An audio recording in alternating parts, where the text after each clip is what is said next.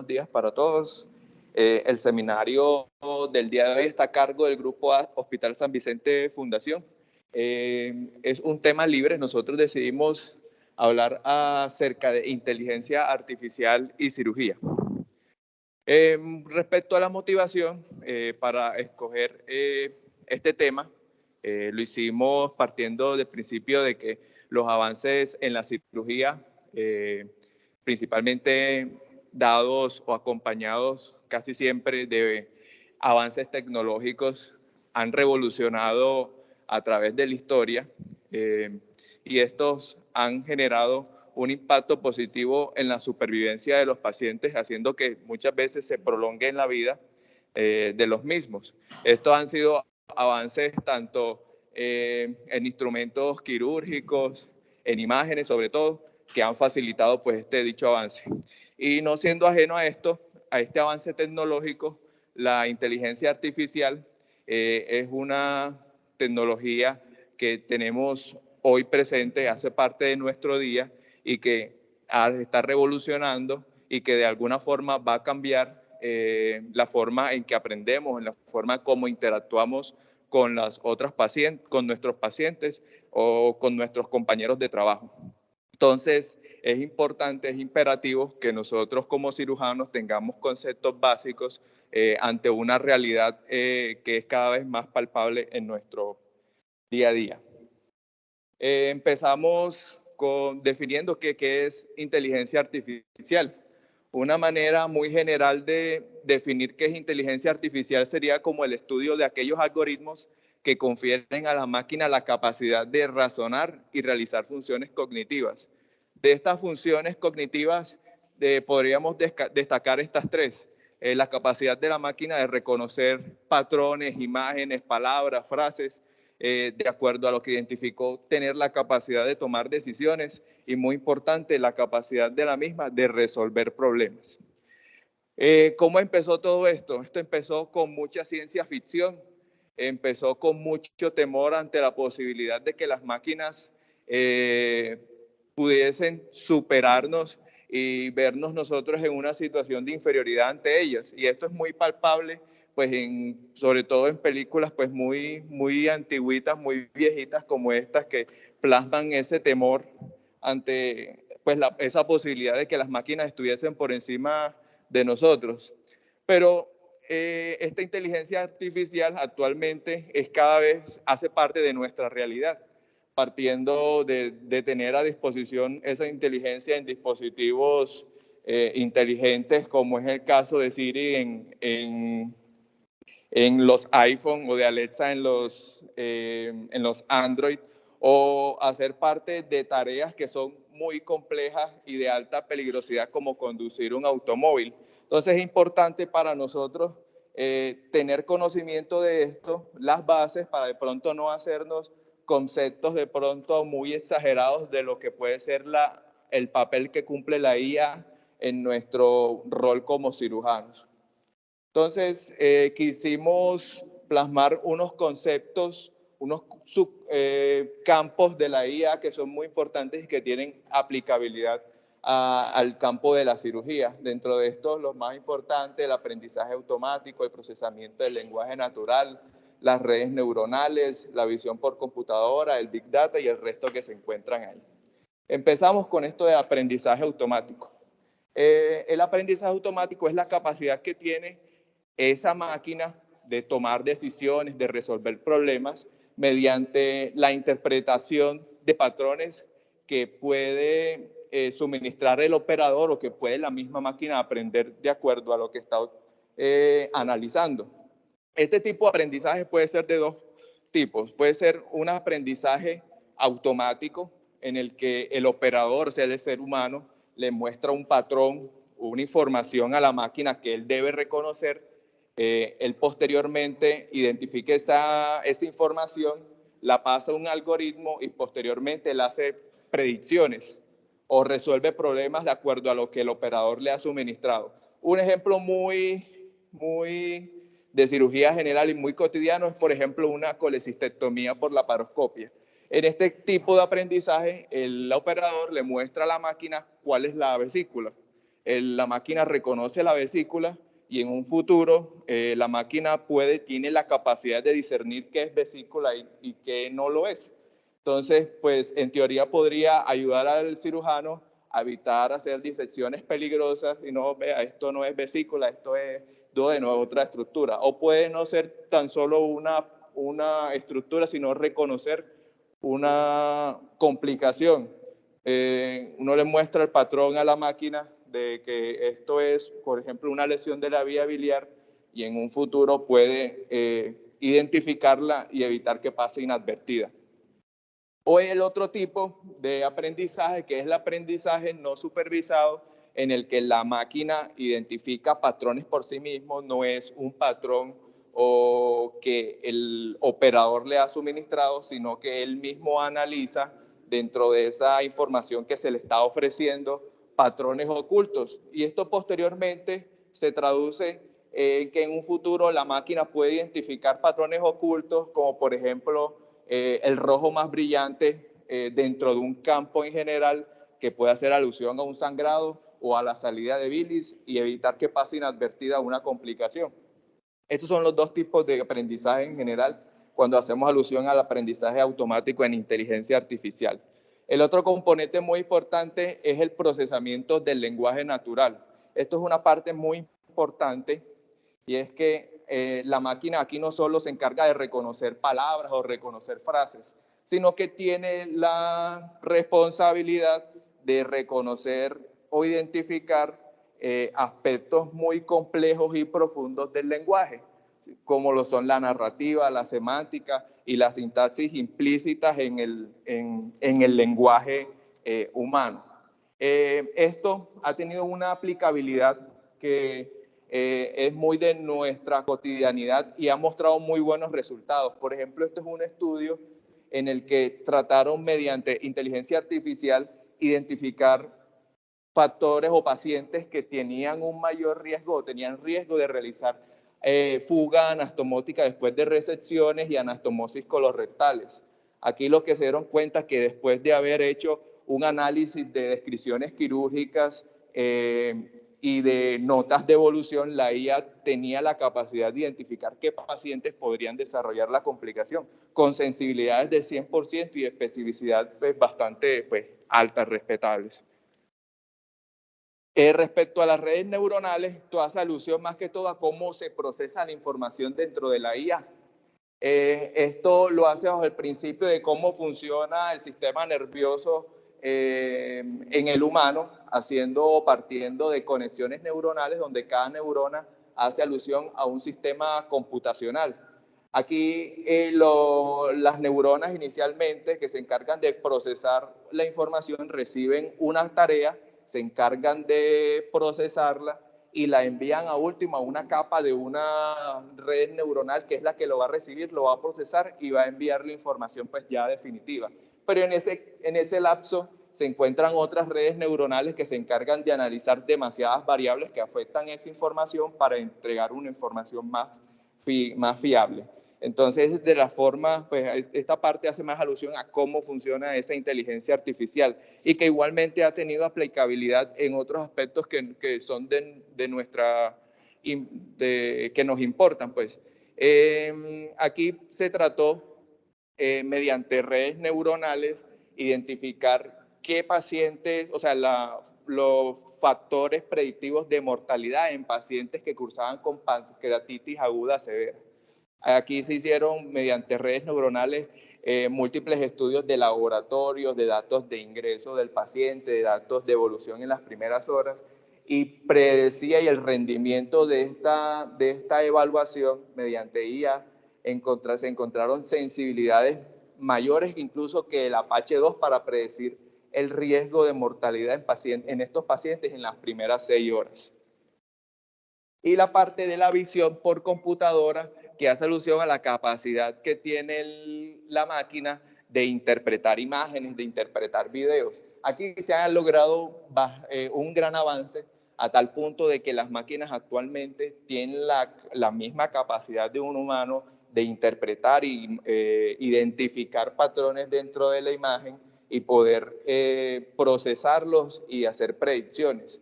Esto lo hace mediante el análisis, muchos análisis matemáticos de variables que son cuantificables y que pueden ser objetivables. Estos pueden ser pues, el color, la textura, la posición, y esto pues, lo hace todo mediante procesos matemáticos y que van muy de la mano del aprendizaje automático que comenté inicialmente. Entonces, esa es de las partes que quería comentar de las bases de la IA para la cirugía. Bueno, ya como para aterrizar un poco el concepto y pues no aburrirlos, queríamos hablar un poco como de la inteligencia artificial ya aterrizado para nosotros como guía intraoperatoria.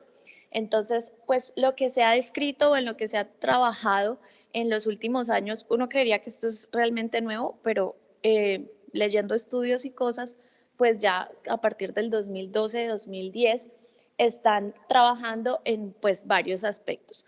Uno es se llama como Shape Instination, que es realizar la forma en 3D de una prótesis o algún tipo de órgano para luego reproducirlo en cirugía o implantarlo en el paciente.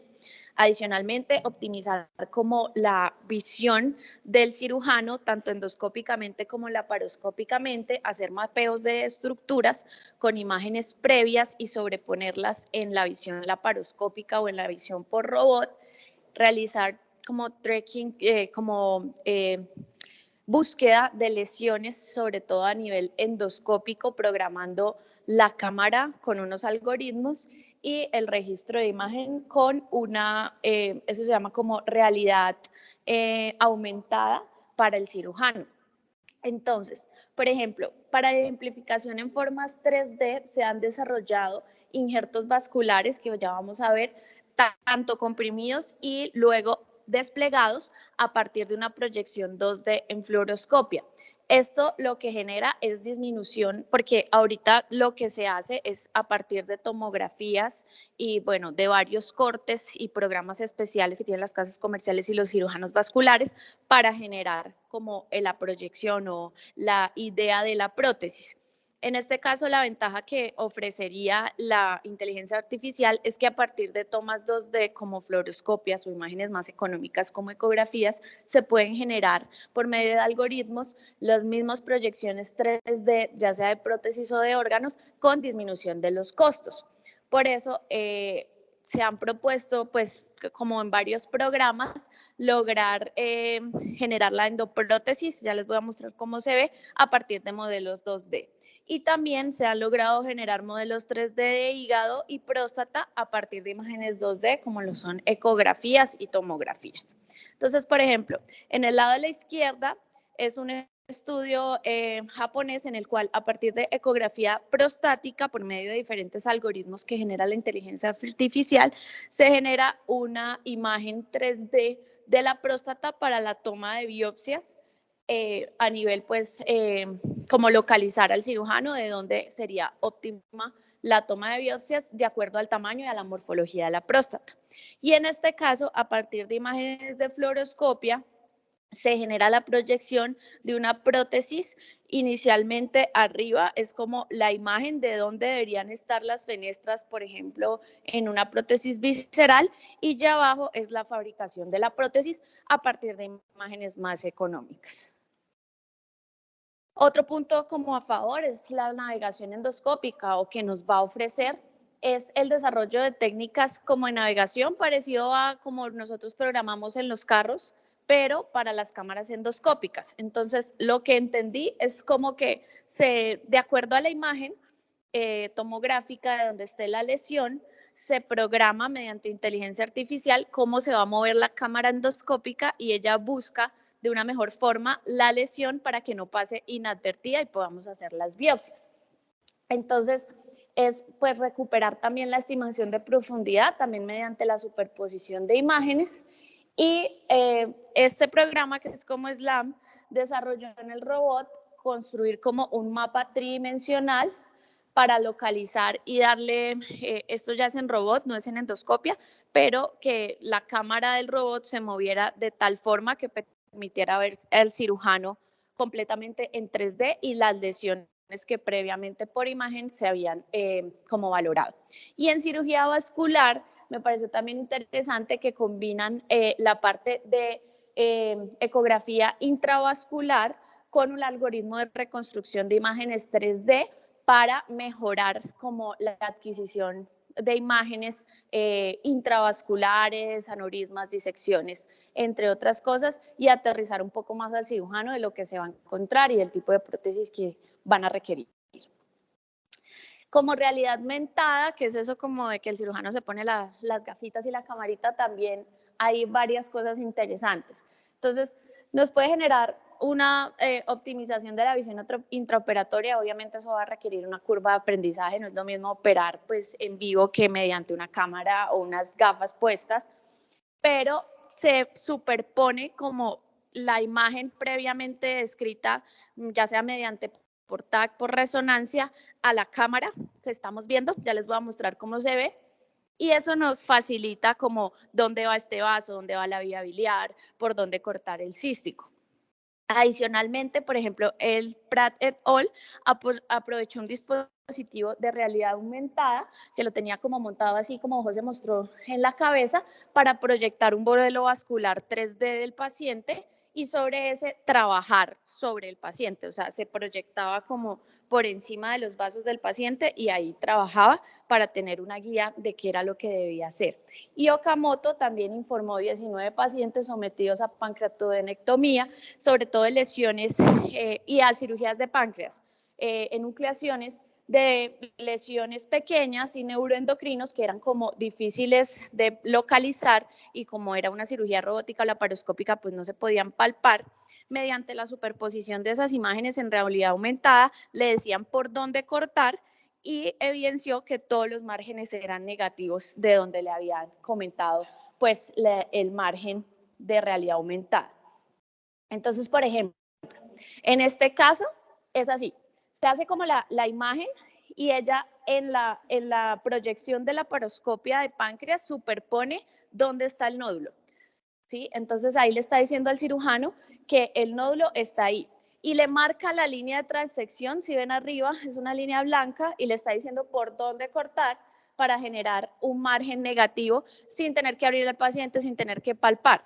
Esto también como que dicen los artículos que mejora la sensación táctil, aunque realmente no es sensación táctil, sino es viendo por dónde va a ser la línea de transección y los márgenes que les dieron en ese estudio eran negativos.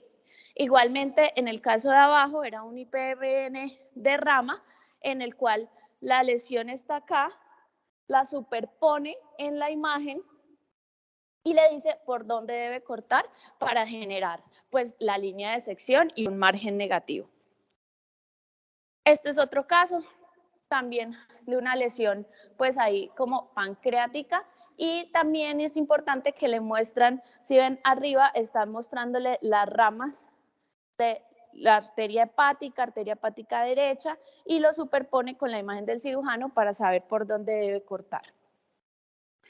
Adicionalmente, pues en cirugía laparoscópica ya también han desarrollado autores como de China, un modelo de aprendizaje basado pues en la realidad, en la inteligencia artificial, le enseñó como 4 puntos claves de la colecistectomía segura. Entonces, el colédoco, el cístico, el surco de Rubier y el borde inferior del hígado. Y le enseñó cómo ubicar, como nos explicaba José, las estructuras. Y ya después, vamos a ver, entonces, le ponía el patrón de cómo estaban las estructuras localizadas. Y ya después, en la colecistectomía, la inteligencia artificial le muestra por medio de recuadros dónde están las estructuras que ya previamente le habían enseñado. Y así, pues, como que optimizar la disección y ayudarse para evitar, pues, como lesiones de la vía biliar. Esto también lo transpolaban en el aprendizaje de nosotros, por ejemplo, en la parte de los residentes en centros de simulación, que se pudiera hacer lo mismo para que el residente tenga claro o identifique claramente dónde están los puntos claves y la inteligencia artificial le avisa cuando está como traspasando esos límites y puede generar una lesión de la vía biliar. Este es otro caso en una lesión, por ejemplo, del vaso, cirugía por laparoscopia, Arriba se hizo la proyección o la reconstrucción tridimensional por medio de imagen. Ah, no, esto es de riñón, qué pena, es que vas. De riñón. Y luego ya la laparoscopia, la inteligencia artificial le muestra como de una forma transparente donde traspolado está tanto la lesión como el riñón y por dónde debe cortar. Y en este experimento lo que hicieron fue que el cirujano como que pintara donde le parecía que tenía los vasos el paciente y realmente esta es como la pintada del cirujano y esta es la pintada real que hizo la inteligencia artificial por medio de las imágenes. Entonces, como vemos, nosotros tenemos una imagen pues clara de cómo debería ser la anatomía. Obviamente el punto no es perder como nuestra autonomía, pero aquí hay una ayuda en el cual nos está diciendo, mire, está 2-3 milímetros hacia su derecha. Entonces tenga cuidado de pronto un poco más lateral.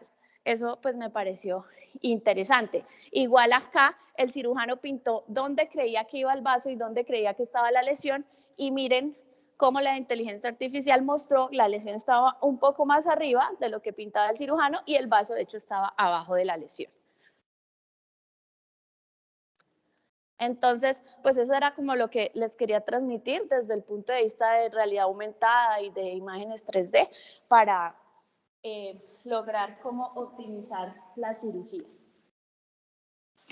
Y así como también nos van a ayudar a hacer la cirugía, va a llegar un punto en el que ellos van a hacer la cirugía por nosotros. En estas dos imágenes que les traigo está el robot STAR. El robot STAR el año pasado hizo una anastomosis intestinal con mayor precisión que todos los residentes y cirujanos del grupo de Stanford, con menos tracción de los tejidos y con menor tiempo y menos errores y menos fístulas. Se demoró menos tiempo y está en este momento en estudios clínicos empezando a ser avalado para hacer estudios en humanos. Entonces, estamos empezando a desarrollar tecnologías que en algún punto nos van a tener que reemplazar parcialmente y ser supervisadas por nosotros. Aquí está la noticia. Y les traía yo una explicación un poco más de cómo se llega a estas tecnologías. Y la forma en la que funciona la inteligencia artificial es almacenando una centésima de datos impresionante. Y eso funciona a través del Big Data. Así como la vida cambió en el siglo XX y finales de XIX con la revolución industrial del XXI, nos trae la revolución de los datos y la digitalización de la información. Ya podemos interpretar no solamente datos binarios en ceros y unos, sino también datos no estructurados, incluso lenguaje no verbal. Mediante cámaras le estamos enseñando a las máquinas por patrones a ver cómo responden las personas ante diferentes emociones y ellos aprenden a interpretar esas emociones como hacemos los humanos cuando sentimos empatía. Cuando almacenamos todos estos conjuntos de datos, ya estamos hablando en términos, una palabra que yo no conocía, petabytes, 1024 terabytes, y eso son miles y miles y miles y miles de información que cogen computadores impresionantes y empiezan a interpretar esos datos y hacer conexiones que no eran visibles para el ser humano. Como decía José al comienzo, incluso hay unos estudios en donde empezaron a evaluar la forma en que los médicos describíamos radiografías. Y las radiografías, como las describía un médico, se asociaban a que tenían más neumonía que como las describía otro. Y se dieron cuenta que la inteligencia artificial decía, este médico lee más neumonías que los otros, se está equivocando más que los otros.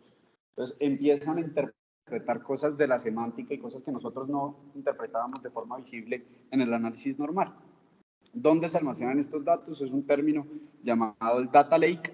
Aquí se almacenan en datos binarios, en ceros y unos, pero también información no estructurada. Casi en tiempo real hay movimiento de esos datos para hacer los análisis y para almacenarlos. ¿Cómo los usamos en cirugía? Bueno, en cirugía y en medicina en general, las fuentes de datos que utilizamos para desarrollar estudios, para estudiar, para generar innovación, vienen de las historias clínicas, pero también de los estudios paraclínicos, de las imágenes, del planeamiento preoperatorio, que si lo pudiéramos introducir en algún computador, él pueda interpretar todo aquello que estamos pensando, el monitoreo perioperatorio, porque también puede identificar y empezar a hacer correlaciones de cuándo se le empieza a bajar la presión arterial durante la cirugía y empieza a correlacionarlo con sangrado y lo ubica con una localización de la cirugía laparoscópica si estamos grabando la cirugía y empieza a identificar todas estas situaciones y a generar innovación. El acopio de estos datos, ¿qué va a permitir? Pues en principio, representar, explicar y predecir conexiones que antes no veíamos. En dónde podemos mejorar y dónde podemos utilizar esta inteligencia artificial. Estos son los campos en los que se prevé que va a tener impacto. Entonces, el primero, mejoramiento de las modalidades de entrenamiento. No todos aprendemos igual. En teoría, con datos de feedback de cómo me desarrollo yo, cómo he aprendido yo y cómo aprendo yo, podemos diseñar un plan específico a la medida de cada uno. Y en eso, en teoría, las universidades están empezando a tener un poco de insight. El apoyo cognitivo al equipo quirúrgico cuando tiene dudas acerca de alguna toma de decisión, en generando información en tiempo real, alertas y guías, tal cual como hace Waze en este momento. Ya incluso a veces se concibe que ningún taxista o ningún Uber vaya sin Waze.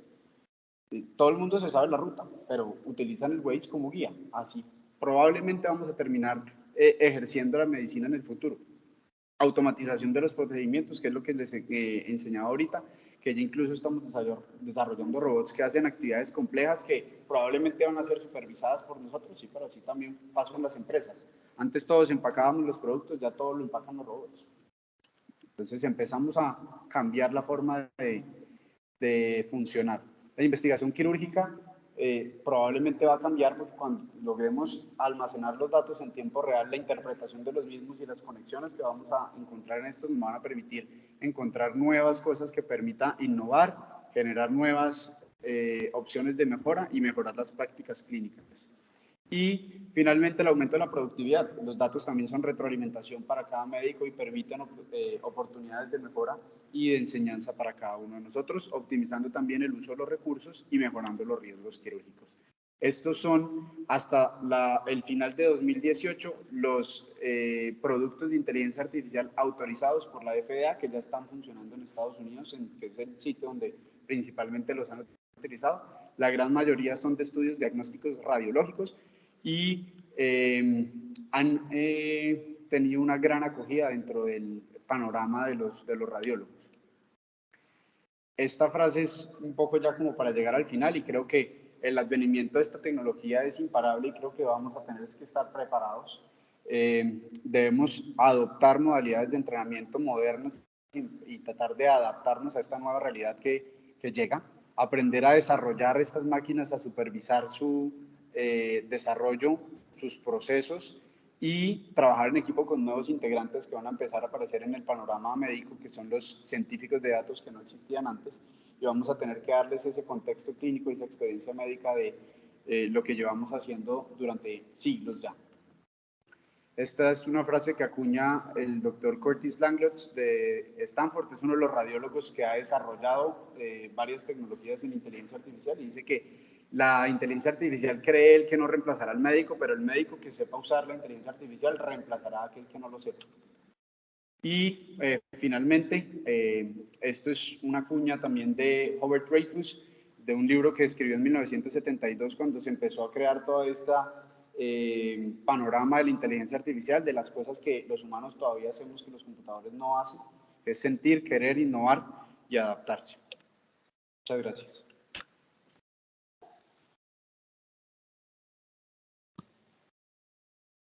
¿Algún comentario?